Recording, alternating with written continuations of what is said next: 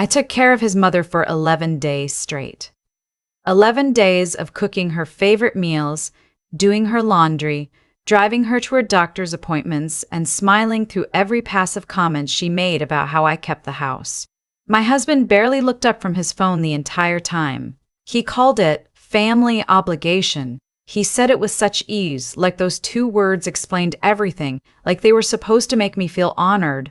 So when my younger sister called me crying at 10 o'clock on a Tuesday night, I didn't hesitate for a single second. She had just lost her job. Her landlord had given her 30 days to vacate because the building was being sold. She had no savings, no backup plan, and no one else to call.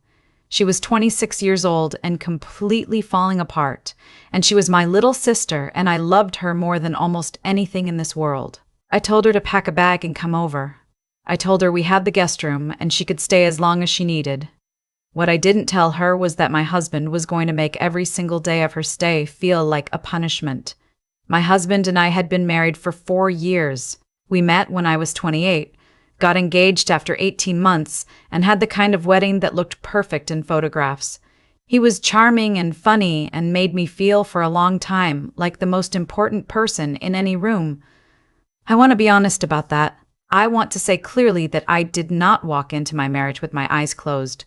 I walked in believing in him. I walked in thinking that what I had seen in him during our courtship was the real version of him, and that everything that came later was something I could work through, something we could fix together if I just tried hard enough and kept the peace well enough and loved him consistently enough.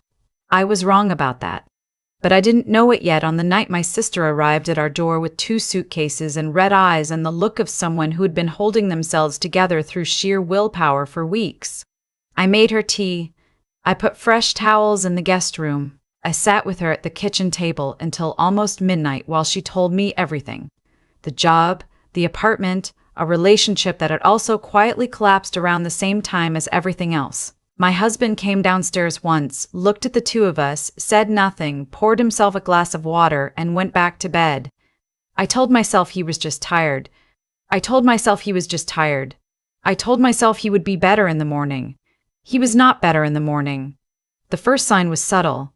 He came into the kitchen while my sister and I were having coffee, and he opened the refrigerator and stood there for a long time before sighing loudly and saying that we were out of his specific brand of creamer. I had bought a different kind the day before because I had forgotten. He didn't say anything else. He just took his keys and left to get it himself, and the way he let the door close behind him said everything he hadn't bothered to put into words. My sister looked at me. I looked at my coffee. Neither of us said anything. By the end of the first week, the signs had stopped being subtle. He started timing how long my sister was in the bathroom in the morning. He didn't say it directly. He would just mention it casually at dinner, something like, "The hot water's been running out lately," even though we had a water heater that could easily accommodate 3 people. He started making comments about the grocery bill even though I did all the grocery shopping with my own money from my own account. He once stood in the doorway of the living room and watched my sister watching television for a full minute without saying a word before walking away. And something about that silent watching made my skin feel cold. He never raised his voice. He never said anything that I could point to directly and say, that right there. That is unacceptable. Everything he did existed in the space just below confrontation, in the realm of sighs and pointed silences and loaded questions asked in the most reasonable tone of voice imaginable. "How much longer do you think she'll need?" he asked me one evening while I was washing dishes. Not angry, just calm, just curious, the way you might ask about a package you were expecting in the mail. I turned off the faucet. I dried my hands. I said, "She's my sister. She's going through something hard. I don't have a timeline for her." He nodded slowly, the way he always did when I said something he disagreed with, but had decided not to argue about directly. "I just think it's important that we have our space," he said. "Our home is our home." "She's family," I said. "Of course," he said. "Of course she is." And that was the end of it. Until it wasn't. What I didn't tell my sister, and what I had been telling myself for years, was that this was just how my husband was when his routines were disrupted. He liked order.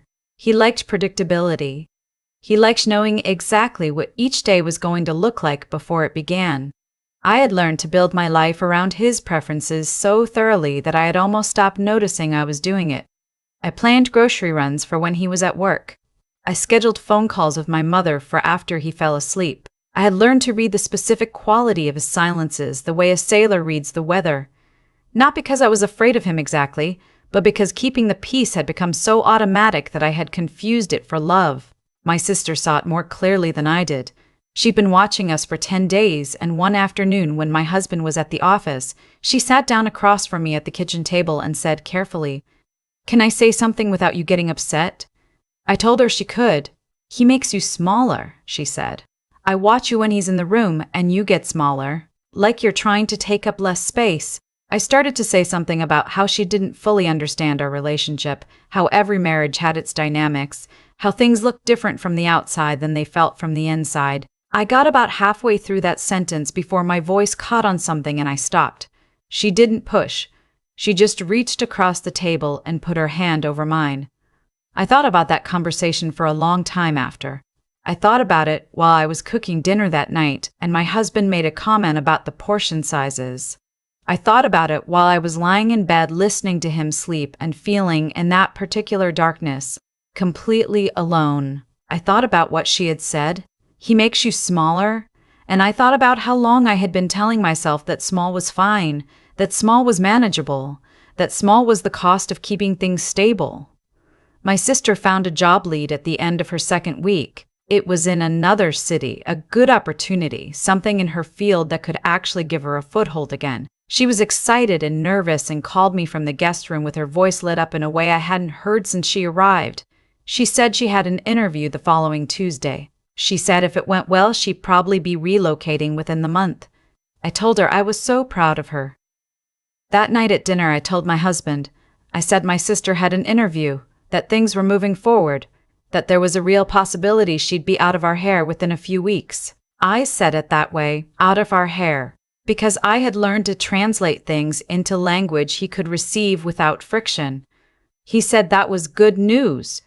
He said it the way you say something is good news when you are not actually listening. Then he said, "By the way, my brother called today. He and his wife are going to come visit for the 4th of July. I told them they could take the guest room." I put my fork down. His brother and I had a complicated history, which is a careful way of saying that his wife had made several comments over the years about my cooking, my housekeeping, my career choices, and once, memorably, my haircut. My husband had never said a word in my defense. Not once. Not even when I had pulled him aside afterward and told him, quietly and without drama, that it had hurt me.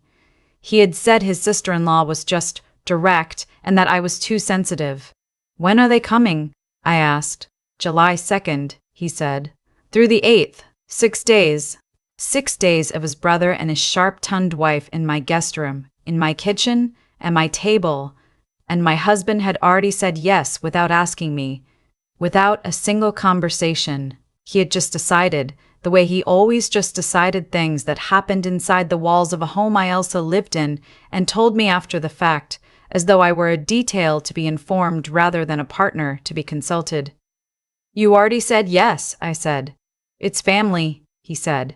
Simply, easily. The same 2 words he always used, except this time they landed differently. This time I heard them clearly for what they were, a rule that only applied in one direction. I didn't say anything else that night. I did the dishes. I locked up the house. I went to bed. But something had shifted. Something that had been slowly, quietly shifting for years had finally moved enough that I could feel the difference. My sister got the job. She found out on a Wednesday afternoon and came running out of the guest room, with her hands over her mouth and tears in her eyes, and I hugged her for a long time in the hallway of a home where she had spent 2 weeks being made to feel like an inconvenience. And I felt something I hadn't expected to feel. I felt grief. Not for her.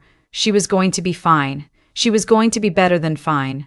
I felt grief for myself, for the version of me that had been quietly disappearing for 4 years while I optimized my entire existence, around a man who could not be bothered to extend to my family the same basic courtesy I had always extended to his. I started paying attention after that. Not in an anxious way, in a clear way. Like something that had been blurry was finally coming into focus, and I was simply allowing myself to see it.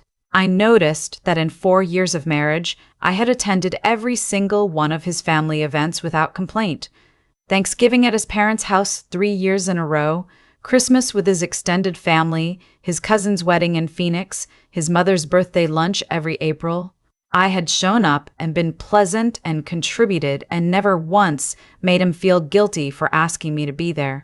And in those same 4 years, he had attended exactly 2 events with my family, and both times I had spent the week before managing his expectations, reassuring him it wouldn't run long, promising we could leave early if he needed to. I noticed that when his mother had visited, I had made her bed every morning, learned her coffee preferences, watched 3 episodes of a television show I had no interest in because it was her favorite, and driven her to a nail appointment on a Thursday afternoon without being asked. And when my sister had needed a place to land for 3 weeks while her life was coming apart at the seams, my husband had timed the hot water and sighed at the grocery bill. I noticed that I had been so committed to being easy, to being low maintenance, to being the wife who never caused problems, that I had stopped noticing I was the only one doing it. July 2nd arrived. My brother-in-law and his wife pulled into our driveway at 4 in the afternoon. My husband was outside to greet them before their car had fully stopped. I watched from the window for a moment, the handshakes, the laughter, the way his whole body relaxed in a way it rarely did anymore when it was just the 2 of us. I went back to the kitchen and finished preparing the dinner I had been cooking for 3 hours.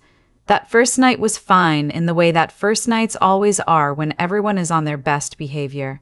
His sister-in-law told me the chicken was interesting, which is a word that does a great deal of work in certain families, and I smiled and refilled her wine glass and cleared the plates. My husband and his brother sat in the living room afterward talking about baseball for 2 hours while I cleaned the kitchen alone. By the 3rd day, I was tired in a way that had nothing to do with sleep. His sister-in-law had asked me at breakfast whether I had considered using a different laundry detergent because the sheets smelled a little strong. She had rearranged the items on the bathroom counter to suit herself. She had made a comment about how I had a lot of books in the living room in a tone that made it sound like a character flaw. And through all of it, my husband had done what he always did, smiled pleasantly and changed the subject, and later, when we were alone, told me I was doing great and that it was only a few more days. And I thought about my sister. I thought about how my husband had watched her from the doorway of the living room with that cold, assessing silence. I thought about the creamer. I thought about the hot water comments and the grocery bill, and the how much longer do you think she'll need.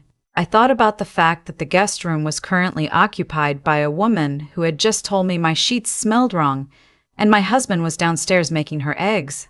I went upstairs. I sat on the edge of our bed. I looked at the wall for a while. Then I got up and I started to pack a bag. I wasn't dramatic about it. I didn't throw things. I folded my clothes neatly and placed them in my bag with the same care I gave to everything, because I am that kind of person, the kind who folds things even when falling apart. I packed for 3 nights.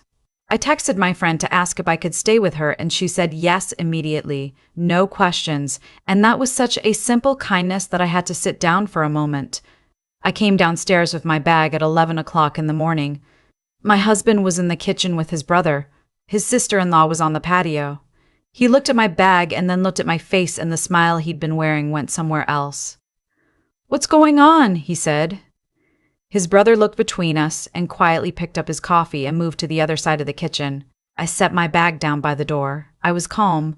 I had made my peace with this conversation before I came downstairs, and I had decided I was going to have it plainly and without performance. "I need a few days," I said. "What does that mean?" he said. "Where are you going?"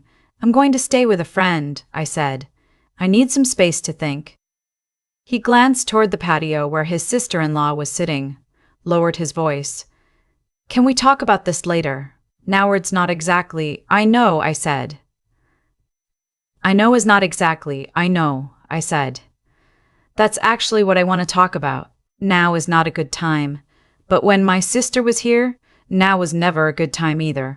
When my sister needed a place to stay, it was always a little too long and a little too much and a little too disruptive to your routine. But your brother and his wife are here for 6 days, and I spent 3 hours yesterday cooking for them, and I cleaned the bathroom this morning after your sister-in-law rearranged my counter, and you have not once said thank you. Not once. He started to say something. I kept going. When your mother visited, I took care of her for 11 days. I drove her to her appointments. I learned what she liked for breakfast. I was kind to her because she is your family, and you love her, and that mattered to me. I did all of that without once making you feel guilty for asking it of me. I took a breath.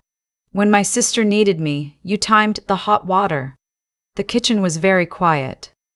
That's not fair, he said. That's not what I was doing. I know you don't think it was, I said. That's actually the part that kept me up last night. I don't think you've ever thought any of it was what it was. I think you have genuinely convinced yourself that there are two separate and reasonable standards here, and that I just keep being too sensitive to understand the distinction. I picked up my bag.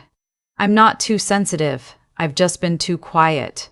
I'm going to think about that for a few days. He took a step toward me. So you're just going to leave? In front of my family? I looked at him for a moment. 4 years of looking at him, of trying to see the person I had married and the person standing in front of me. I've been leaving for a long time, I said. This is just the first time you've noticed. I walked out the front door and got in my car and drove to my friend's house and did not cry until I pulled into her driveway, and then I cried for a long time with the engine off and the windows up, not because I was devastated, but because I was finally telling the truth. And the truth was a relief so enormous it felt like setting down something I'd been carrying for years without ever fully realizing the weight of it. My husband called 4 times that evening. I let the calls go to voicemail. He texted twice. The second text said, I know I haven't always made you feel like your family matters as much as mine. I'm sorry. Please come home so we can talk. I read it 3 times. I put my phone face down on my friend's coffee table. She handed me a glass of wine and sat down next to me and didn't say anything, because she's the kind of friend who knows when to be quiet, and I have never loved her more than I did in that moment. I stayed for 4 days. Not 3 like I had packed for. 4, because I needed the extra one to get honest with myself about what I actually wanted, not what I was willing to accept, not what I could manage, not what the cost of leaving would be, but what I actually wanted from a marriage, from a partner, from a life. When I came home, his brother and sister-in-law were gone. The house was clean. He had done the dishes and made the bed and bought the groceries, and all of that was so unusual that it almost made me want to laugh. We talked, not the kind of talking we have been doing for years, where I translated myself into language he could receive without discomfort, and he listened just enough to change the subject. Real talking. Uncomfortable talking. The kind where I said things I had spent years carefully not saying, and he sat across from me and for the first time in a long time, actually listened. I don't know what happens next. I want to be honest about that too. I told him what I needed him to understand, about the double standard, about my sister, about 11 days and timed hot water and 3 hours in the kitchen alone while he and his brother talked about baseball. I told him that I needed to see something change, not hear about it, and that I could not and would not keep pouring myself into a marriage where the floor only went one direction. He said he understood. He said he wanted to do better. I told him I hoped he meant it. What I know is this. I stopped shrinking. I stopped translating. I stopped optimizing my entire existence around keeping the peace and started asking, quietly and clearly, for the same thing I had always given without being asked. My sister is settled in her new city now. She called me last week and she sounded, for the first time in a long time, like herself again. She asked how I was doing and I told her the truth, which is that I was doing the hard thing, which is different from doing the easy thing, but is, I'm learning, worth considerably more. She said she was proud of me. I held the phone for a moment after we hung up and stood in my kitchen in the quiet and thought about what it felt like to take up the right amount of space. Not more than I needed, not less than I deserved. It felt like something I should have let myself have a long time ago.